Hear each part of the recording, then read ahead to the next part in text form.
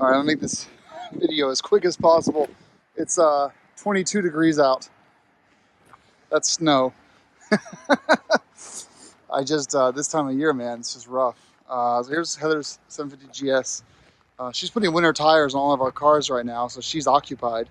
I want to show you guys the finished product of the Denali lights as a walk around, and then we'll do a bit of night riding once it warms up. Hopefully tomorrow it's a little warmer. We're getting 6 to 8 inches of snow on Monday, so that's pretty much it for the bikes for the year. So this is my last chance to get this video for you guys. I just noticed that my this bracket was installed wrong. My bracket, not theirs. But here's the B6 hanging out there. Don't tell the cops that's not my license plate. Don't tell them. So here we go. Here's the front of the bike. Well, the sound bomb's right here. You can see it replaced completely the OEM horn. There's the Denali sound bomb mount right there. Underneath, you've got the positive, negative leads. And you've got the bomb itself perfectly shoehorned right into there, which is nice. You come up front, you've got your D2s. This is your wide angle. And over here, you've got your pencil, both with the amber covers. And then coming up, you got the Boss Hogs, the D7s. You know, initially I actually wanted D4s, and they sent D7s, and I'm so stoked. They look amazing. They look so good on this bike. I thought they'd be too big, but they are perfect. So let's go ahead and crank the bike up. But that's the D7s. The D7s currently do not have an amber cover, so only the D4s, the S4s, and the D2s do. But you don't need amber all around. The bright white light's gonna be amazing. These things are so powerful, guys. You can see them in the trees and it's daylight outside. All right, let's get this cranked up.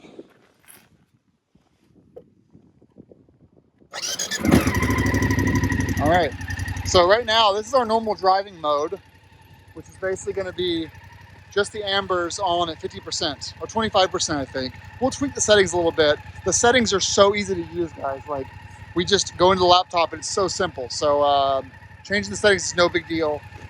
These are the, I think it's a 25% amber color. See how the different trioptic lenses? These have a more pencil beam pattern, and these are a wider beam pattern. So what's happening is at 50%, it's the same amount of lumens, but one, the left one over here, is going straight at us, like a 5-degree pattern.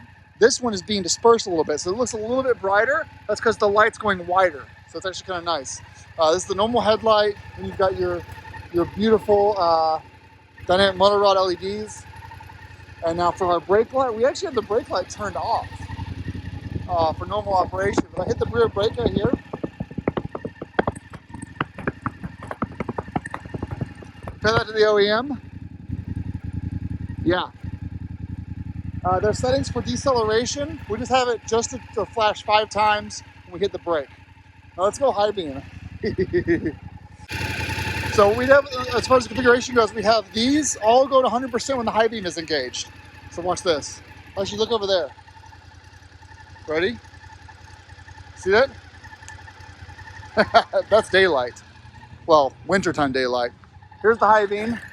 All the lights are at 100%. You can see just how much more brighter it is than the OEM headlight. I mean, these things are just complete dark destroyers. Look at that. They're so damn bright. The way these housings are designed, they're supposed to disperse the heat really well. Obviously, this temperature doesn't even freaking matter. You got your full brightness and full brightness. Ready to be blinded? Wow. It's insane, guys. It's really, really insane.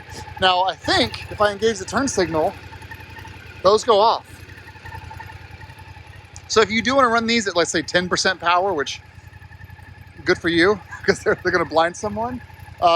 When you do engage the turn signal, see, initially we mounted these down low. You can mount them up high or down low. We mounted them up high because when I found out there's actually a setting for the turn signal, that's awesome, right? So like, engage the turn signal and this goes off. Back on. And back on. So basically, that flicker is something you're going to see because this is looking at 60 hertz. And this is a little bit different timing. But either way, there's no flicker that's visible from here. It's all in the camera. Let's turn this off. So that's it. That's setup. The sound bomb is effing loud. It's like insanely loud. But yeah, this is like an awesome setup. I'm gonna turn this off so you guys can hear me a little better. So yeah, that's the whole D2, D7, B6, and sound bomb with the CanSmart. All plug and play. I did some voltage tests. The alternator has no problem keeping those at high beam and keeping the battery charged. So that's no problem at all. And if Heather does decide to start riding at night like I do, she's gonna have no problem seeing in front of her. Amazing. Okay. Awesome, right? Maybe I'll put a night video as a separate video, but there's gonna be some night video recordings at some point in the next couple of days. And if it starts snowing really bad, that's not gonna happen and we'll have to wait till next year. But for now, I'm blown away by how good this is. All right, guys, thanks for watching.